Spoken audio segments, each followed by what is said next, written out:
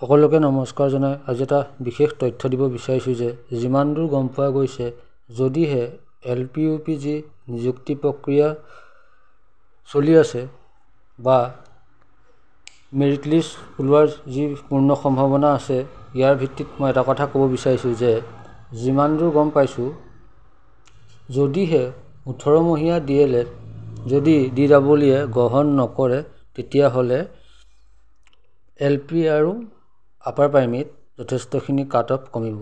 আপোনালোকে চাব LP ক্ষেত্ৰত আনৰিজাৰ্ভৰ 62 to 58 OBC 58 to 56 OBC 58 দিছো পইণ্টত কমি যাব পাৰে সেইকাৰণে 58 ধৰা হৈছে SC 57 to 54 ST 54 পৰা 52 লৈকে কাট অফ নমাৰ সম্ভাৱনা আছে।